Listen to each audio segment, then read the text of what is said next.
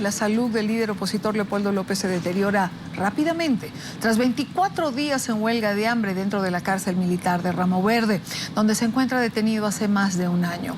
La defensa de Leopoldo López ha solicitado que se permita que un médico de confianza pueda constatar su estado de salud.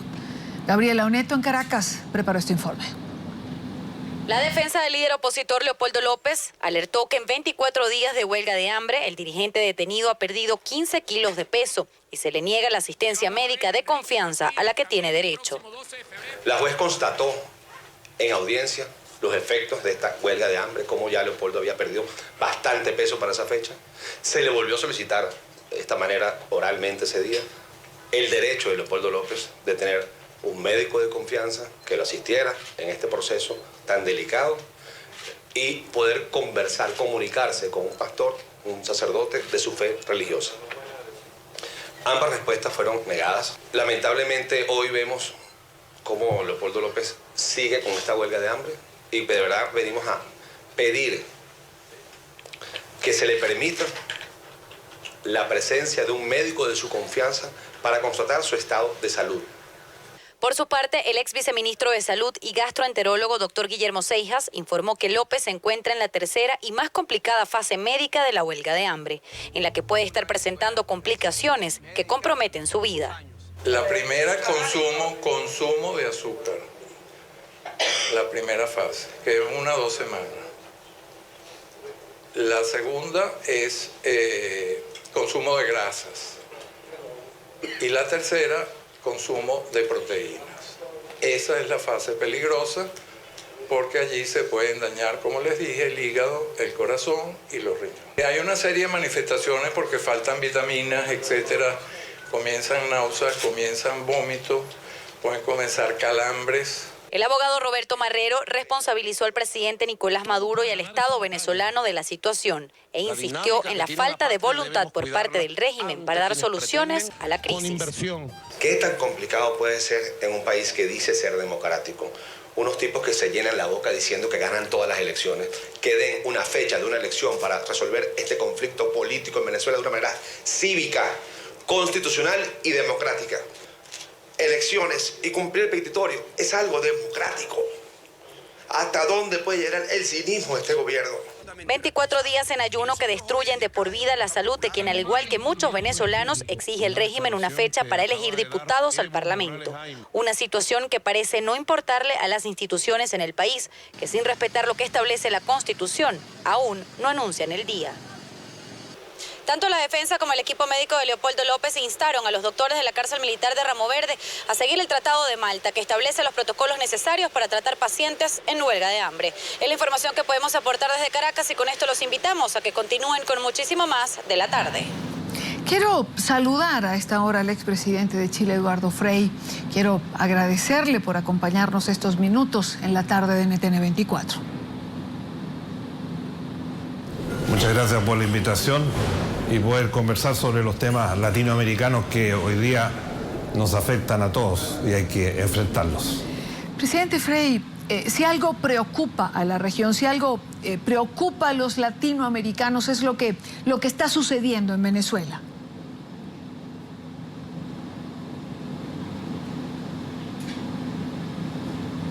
Lo que sucede con Venezuela es trágico. Es un país en demolición, es un país en destrucción, es una democracia que ya no existe, aunque todos dicen, y es verdad, Maduro ha sido elegido democráticamente, pero con eso no basta.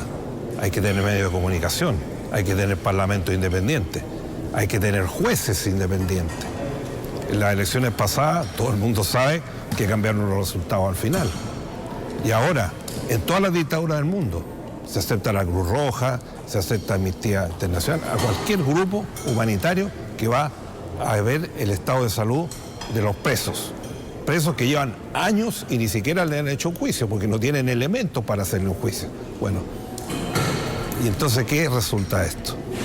Resulta que cada día la vida se hace más insostenible, no hay alimento y esto que nació como una democracia se ha transformado en una dictadura que además ha dilapidado miles y cientos de miles de millones de dólares, un país riquísimo, uno de los países más ricos de América Latina, hoy día convertido en un país endeudado, un país que está a punto del default. ¿Qué se hicieron con todas esas plata? ¿A dónde se fueron? ¿Dónde están? Nadie lo sabe. El hecho es que los venezolanos hoy día tienen que hasta andar haciendo cola a las mujeres para comprar pañales, o para comprar papel higiénico, o para comprar leche. ¿Es verdadero eso o es realmente el fracaso rotundo de un equipo que no ha sabido conducir, que no ha sabido llevar adelante? Han habido misiones internacionales, todos los expresidentes hemos estado dispuestos, como lo hemos hecho siempre, como pasó en Chile. Chile fue una dictadura muy dura y en esa dictadura siempre se aceptó a las personas internacionales que iban. Fue Felipe González, fue el expresidente Suárez de España, Vargas Llosa, hicimos foros, hubo un espacio de respeto a los derechos humanos, que es lo mínimo. Aquí no hay nada. Y por otro lado, inseguridad. Hoy día, desgraciadamente, Caracas es una de las ciudades más inseguras del mundo. El resultado final es mucho mejor la democracia que estos pseudo gobiernos populistas, dictatoriales, que a la larga a lo único que conducen, más miseria, más pobreza y menos democracia. Presidente Frei, ¿por qué cree usted que es tan difícil para el gobierno de Nicolás Maduro aceptar la visita de delegados internacionales? Mire, en los años 70-80, prácticamente en toda América Latina eran dictaduras. Pero había visitas inspectivas, se podía controlar. Cuando había elecciones, las veces que había elecciones, como en el caso de Chile, el plebiscito del 80, se aceptaron visitantes e inspectores internacionales. Aquí ni siquiera la OEA ha podido funcionar porque Venezuela y aquellos países que forman el grupo de los que reciben las donaciones del petróleo, sencillamente dicen que no, y como la OEA es un acuerdo, hay 3, 4 países que no lo toman, sencillamente no hace nada.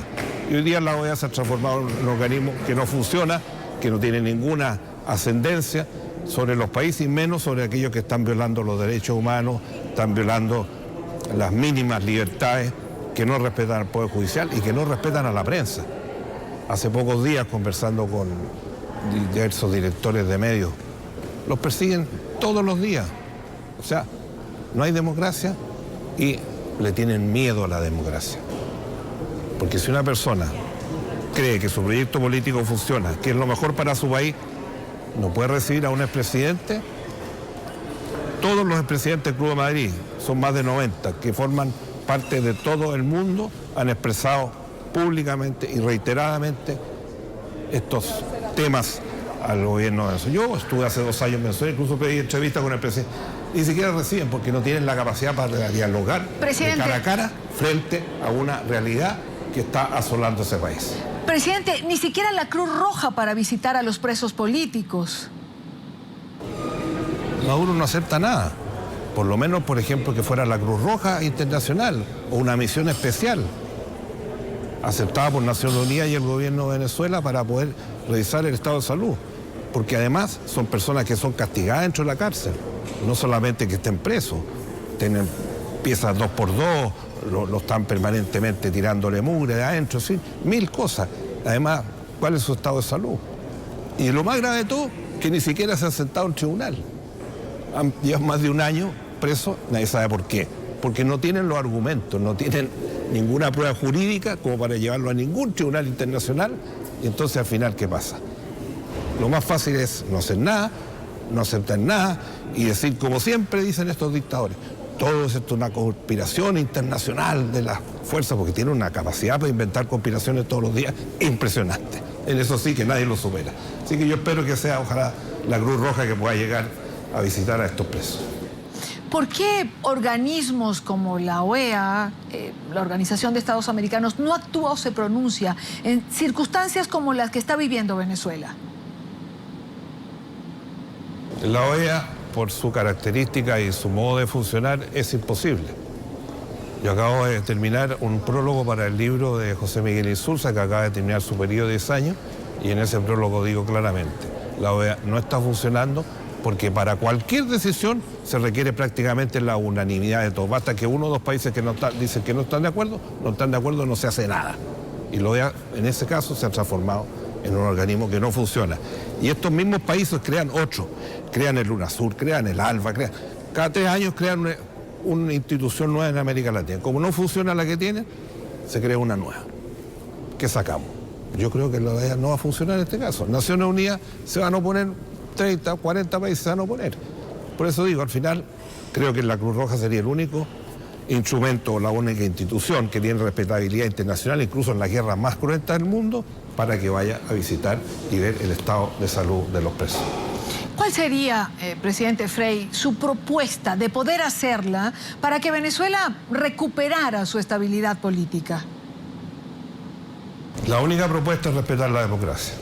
Y la democracia significa que haya poder presidencial o de gobierno, poder judicial autónomo y parlamento autónomo. Y el último punto central, que es el respeto a la libertad de prensa, porque si no, no hay democracia. Y los derechos humanos como pilar central. En todas las dictaduras, hasta en las más cruentas, se respetan los derechos humanos. Entonces, ¿por qué no se acepta eso? ¿Por qué no se acepta eso? Es lo mínimo que se puede hacer. Y todo el mundo esperaría. Se han propuesto soluciones, han ido en cancilleres de América Latina, han propuesto diálogo. Y siempre todo ha terminado en nada. Porque el gobierno se opone a todo. No quiere mostrar su realidad ante el mundo, para que de una vez por todas termine el oprobio que está sufriendo el pueblo venezolano. Presidente Frei, finalmente, ¿qué le diría usted a la oposición venezolana?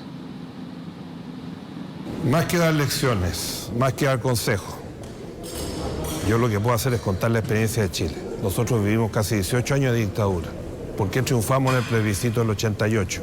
Porque nos unimos todos los demócratas de Chile, todos transversalmente nos unimos para derrotar a la dictadura. Y ahí estaban todos los partidos políticos. Ese era el único objetivo, unidad del país, unidad de la democracia para derrotar mediante un voto, lo más esencial de una democracia, a una dictadura. La experiencia chilena ojalá que pueda ayudar para buscar una solución definitiva a Venezuela. No queremos dar lecciones ni estamos dando recomendaciones. Decimos cuál fue la experiencia nuestra. A través de esa gran unidad del pueblo chileno, con todas las fuerzas políticas, logramos derrotar a la dictadura. Quiero agradecerle al expresidente de Chile, Eduardo Frei, por acompañarnos estos minutos en la tarde de NTN 24. Gracias, muchas gracias por esta oportunidad de una vez más hablar con fuerza sobre la realidad de Venezuela que no hay que esconder nunca.